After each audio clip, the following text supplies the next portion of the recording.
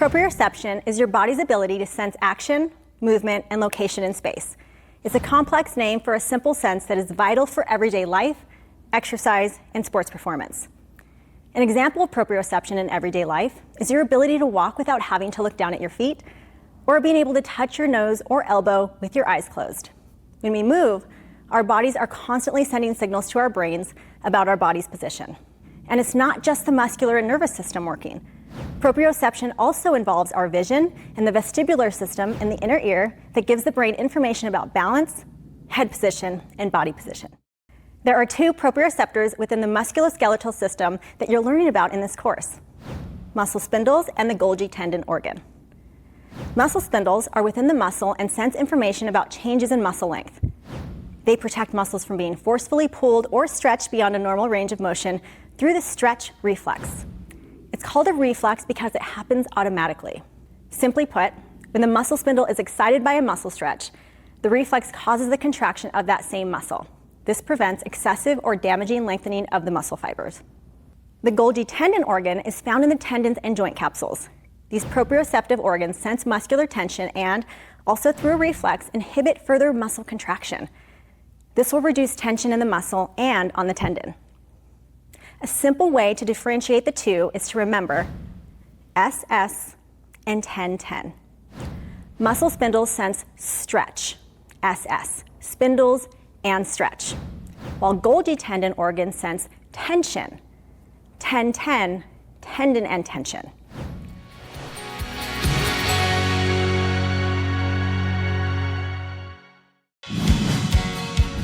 The most widely accepted theory used to explain how muscles contract is called the sliding filament theory. This theory describes what's happening in the muscle at a cellular level as it contracts. Consider a cooked and shredded piece of chicken. What you'll find is you can shred the chicken down to individual strands or fibers. Those strands are muscle fibers, just like the fibers that make up our muscles. Each one of those fibers are made up of even smaller pieces called sarcomeres. Inside the sarcomeres, we find the contractile proteins called filaments.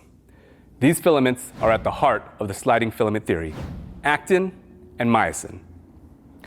Actin and myosin run parallel to each other within a sarcomere. This allows them to directly interact. When your nervous system sends a signal to the muscle to contract, actin and myosin start working together. The heads of the myosin link to actin and pull. This connection is called the cross bridge. As the myosin heads grab and pull the actin repeatedly, the filaments overlap more and the sarcomere shortens in length. This in turn makes the muscle shorten. This is what we mean by sliding filaments: actin and myosin sliding over one another. In an eccentric or lengthening action of the muscle, the process is essentially the same. The difference is that during lengthening, the actin and myosin are pulling or sliding in the opposite direction to lengthen the sarcomere and the muscle. Research tells us that a muscle can be much stronger in an eccentric action when compared to a concentric action. Part of the reason for this can be explained by the sliding filament theory. In an eccentric action, energy does not have to be put forth to create the actin and myosin cross bridges. The rate of actin and myosin detachment is much lower during the eccentric muscle action than when the muscle is concentrically contracting. This means the muscle is capable of greater force production during the eccentric phase of a movement.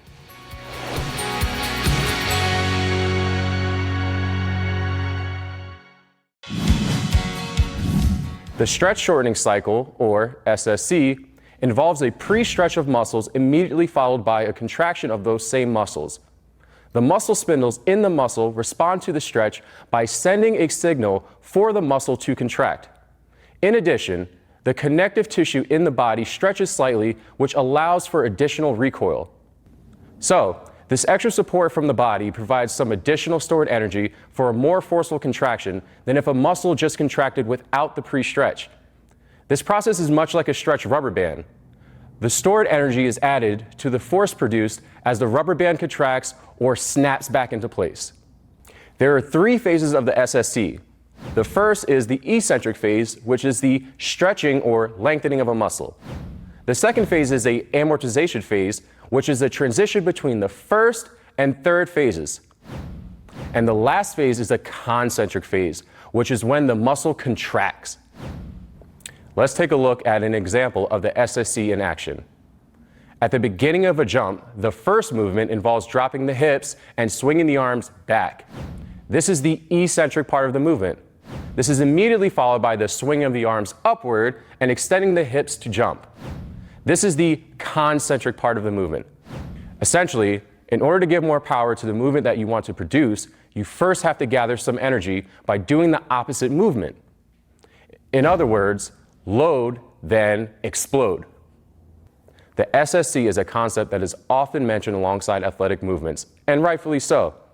Through training methods such as plyometrics, an athlete can improve SSC efficiency and their ability to perform explosive movements.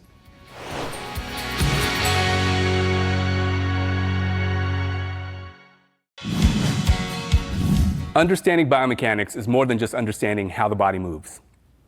A fitness professional needs to understand the biomechanics of a client's sport or activity. But a trainer should also be able to identify repetitive movements and compensations associated with everyday life and non-sports exercise.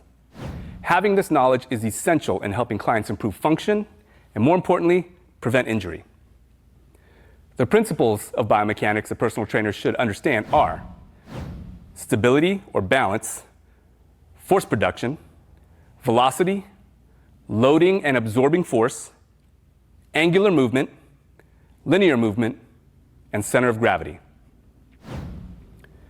The joints most commonly affected by muscular dysfunctions are the knees and shoulders. Relatively speaking, humans haven't been upright for all that long. And the shoulder is most dynamic joint in the body while being incredibly shallow. Both joints are highly vulnerable to injury. At the shoulder, a change in the position of the scapula relative to the humerus can cause issues. This is called the glenohumeral rhythm. The knee can be affected by issues at the hip, ankle, or knee itself, or a combination of the three. In a gym setting, you'll watch your clients complete exercises with repetition, 8, 10, 20 reps. This is the perfect opportunity to identify dysfunction and work to address it. You can use the same critical eye used for assessments to make slight adjustments in posture, form, or load on the spot. It's often helpful to explain to a client what you are seeing and why you're making an adjustment to. When people understand the why, it makes more sense. Your attention to detail and knowledge of their movements are sure to impress, but they also remind them why they are working with you. Some of the most aggressive athletic movements in sports use the entire body to complete. Movements like a tennis serve or pitching a baseball. Check out the 8 stages of a tennis serve. Preparation. This aligns the body for the serve. Release. The ball is released with the non-dominant hand overhead in front of the dominant side of the body. Loading. The arms and body tilt and rotate to transfer angular momentum from the ground to the upper limbs. Cocking.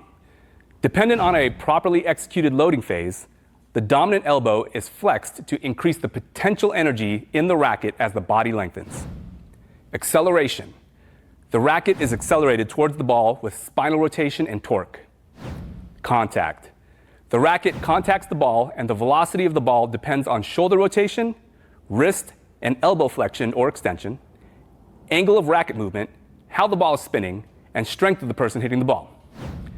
Deceleration. Following through with the racket with continued shoulder rotation.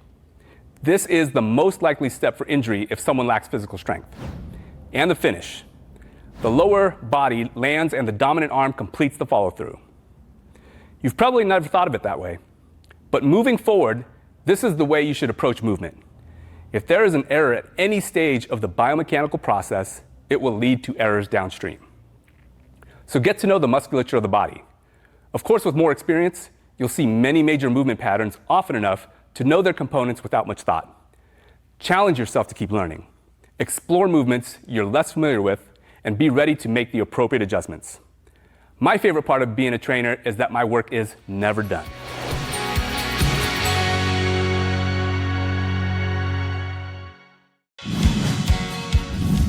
We live in a three-dimensional world where movement in 360 degrees is possible.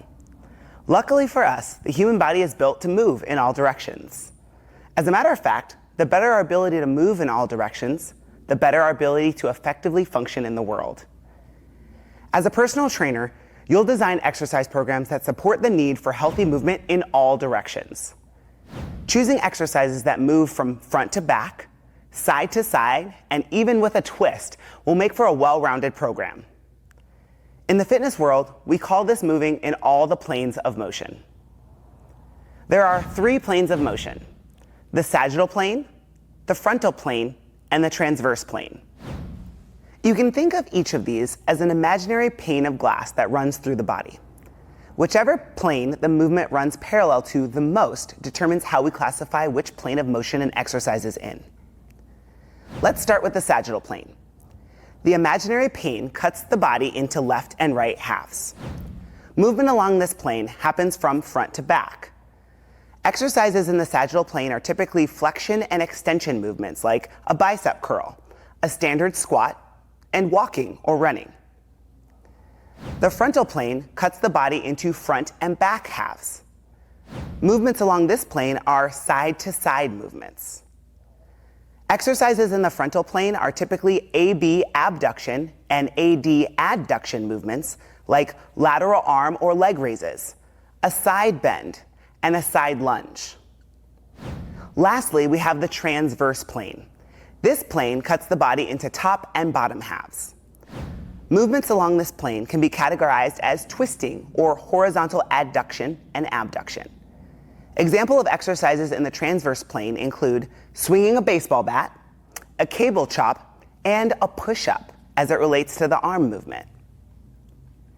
Incorporating exercises that include all 3 planes of motion will ensure that your clients will maximize muscular development and be able to function well in our 3-dimensional world.